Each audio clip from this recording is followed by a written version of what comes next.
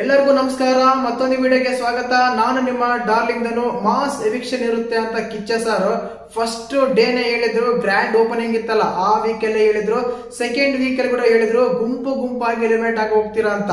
ಆ ಟೈಮ್ ಬಂದೇ ಬಿಡ್ತು. ಥರ್ಡ್ ವೀಕ್ ಒಂದು ಮಿನಿ ಫಿನಾಲೆ ಇದೆ. ಈ ಮಿನಿ ಗ್ರ್ಯಾಂಡ್ ಫಿನಾಲೆಯಲ್ಲಿ ಮನೆಯಿಂದ ಎವಿಕ್ಷನ್ ಆಗಿದ್ಯಾರು, ಎಲಿಮಿನೇಟ್ ಆಗಿ ಮನೆಗೆ ಹೋಗಿದ್ಯಾರು, ಮುಖ್ಯವಾಗಿ ಆ ಗುಂಪುಗಳಲ್ಲಿ ಗುಂಪು ಸೇರಿ ಮನೆಗೆ ಹೋಗಿದ್ಯಾರ ಅಂತ ತುಂಬಾ ಕನ್ಫ್ಯೂಷನ್ ಇರುತ್ತೆ. ನಾನು ಆಲ್ರೆಡಿ ಒಂದು ವೋಟಿಂಗ್ ಅನಾಲಿಸಿಸ್ ಅಂತ ಹೇಳಿ ಒಂದು ವೋಟಿಂಗ್ ರಿಸಲ್ಟ್ ಹೇಳಿದ್ದೆ, ಇವರು ಆಗ್ಬಹುದು ಅಂತ. ಮತ್ತೆ ಅವರೇ ಆಗಿದಾರ, ಬೇರೆಯವರಾಗಿದ್ದಾರ, ಒಂದು ಅಪ್ಡೇಟ್ ಬಂದಿದೆ. ಒಂದು ಸ್ಮಾಲ್ ಕರೆಕ್ಷನ್. ಅಪ್ಡೇಟ್ ಅನ್ನೋದಕ್ಕಿಂತ ಒಂದು ಪ್ರಿಡಿಕ್ಷನ್ ಅಂತ ಹೇಳಕ್ ಇಷ್ಟಪಡ್ತೀನಿ. ಕಾರಣ ಏನಂದ್ರೆ ಅಪ್ಡೇಟ್ ಅಂದ ತಕ್ಷಣ ಸುಮಾರು ಪ್ರಾಬ್ಲಮ್ಗಳೆಲ್ಲ ಬರ್ತಾ ಇದೆ.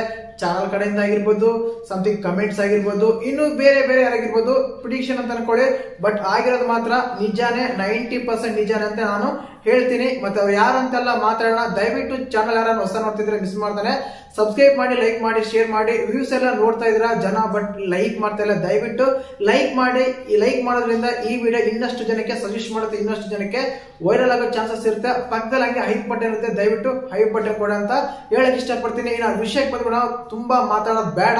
ಮುಖ್ಯವಾಗಿ ನಾನು ಬಾಟಮ್ 4 ಅಂತ ವೋಟಿಂಗ್ ಅನಾಲಿಸಿಸ್ ತಗೊಂಡಾಗ ಮೊದಲನೇದಾಗಿ ಮಂಜು ಭಾಷಣ್ ಹೇಳಿದ್ದೆ, ಅದಾದ್ಮೇಲೆ ಅಶ್ವಿನಿ SM ಹೇಳಿದ್ದೆ, ಅದಾದ್ಮೇಲೆ ನಮ್ಮ ಇವರು ಚಂದ್ರಪ್ರಭಾ ಹೇಳಿದ್ದೆ. ಮತ್ತೆ ಈ 3 ಜನ ಎಲಿಮಿನೇಟ್ ಆಗಿ ಹೋಗಿದಾರ? ಖಂಡಿತವಾಗ್ಲೂ ಒಬ್ರಂತೂ ಇಲ್ಲ. ಅದೇ ನಮ್ಮ ಚಂದ್ರಪ್ರಭಾ ಎಲಿಮಿನೇಟ್ ಆಗಿಲ್ಲ ಅಂತ ಹೇಳಕ್ ಇಷ್ಟಪಡ್ತೀನಿ. ಇನ್ನು ಅದಾದ್ಮೇಲೆ ಮುಖ್ಯವಾಗಿ ಮಂಜು ಭಾಷಿಣಿ ಎಲಿಮಿನೇಟ್ ಆಗಿರ್ತಾರೆ. ಅದಾದ್ಮೇಲೆ ಅಶ್ವಿನಿ SM ಎಲಿಮಿನೇಟ್ ಆಗ್ತಾರೆ. ಅದಾದ್ಮೇಲೆ ನಮ್ಮ ಧ್ರುವಂತ್ ಅವರು ಡೌಟ್ ಇದೆ ಅಂತ ಹೇಳಕ್ ಇಷ್ಟಪಡ್ತೀನಿ. ಯಾಕಂದ್ರೆ ಧ್ರುವಂತ್ ಅವರು ಎಲಿಮಿನೇಟ್ ಆಗಿದ್ದಾರೆ ಅಂತ ಹೇಳಿ ಒಂದು ಅಪ್ಡೇಟ್, ರೂಮರ್, ಬಗ್ಸ್ ಏನೋ ಬರ್ತಾ ಇದೆ. ಬಟ್ ನಾನು ಹೇಳಿದ ಪ್ರಕಾರ ಏನಂದ್ರೆ ಚಂದ್ರಪ್ರಭಾ, ಅಶ್ವಿನಿ SM, ಮಂಜು ಭಾಷಿಣಿ ಈ 3 ಬಾಟಮ್ ಅಲ್ಲಿ ಇದ್ದಾರೆ. ಇವು 3 ಎಲಿಮಿನೇಟ್ ಆಗಕ್ಕೆ ತುಂಬಾ ಚಾನ್ಸಸ್ ಇದೆ ಅಂತ ಹೇಳಿದ್ದೆ.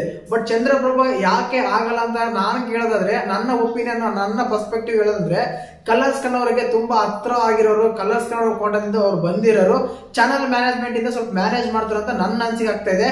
ಬಟ್ ಸುಮಾರಾಗಿ 4 ರಿಂದ 5 ಕಂಟೆಸ್ಟೆಂಟ್ ಗಳು ಎಲಿಮಿನೇಟ್ ಆಗೋ ಚಾನ್ಸಸ್ ತುಂಬಾನೇ ಇದೆ. ಅದರಲ್ಲಿ 3 ಜನ ನಾನು ಕನ್ಫರ್ಮ್ ಮಾಡ್ತೀನಿ. ಒಂದು ಅಶ್ವಿನಿ SM, ಒಂದು ಮಂಜು ಭಾಷಿಣಿ, ಇನ್ನೊಂದು ಬಂದ್ಬಿಟ್ಟು ನಮ್ಮ ಧ್ರುವಂತ್ ಅಂತ ಇದ್ದಾರೆ. ಬಟ್ ನನ್ನ ಪ್ರಕಾರ ಚಂದ್ರಪ್ರಭಾ ಆಗಿರ್ತಾರಂತ. ಧ್ರುವಂತ, ಚಂದ್ರಪ್ರಭಾ ಇಬ್ಬರಲ್ಲಿ ಒಬ್ಬರಾಗಿರ್ತಾರೆ. ಬಟ್ ಅಶ್ವಿನಿ SM, ಮಂಜು ಭಾಷಣ್ ಅಂತ ಕನ್ಫರ್ಮ್ ಹೇಳಕರ್ತೀನಿ.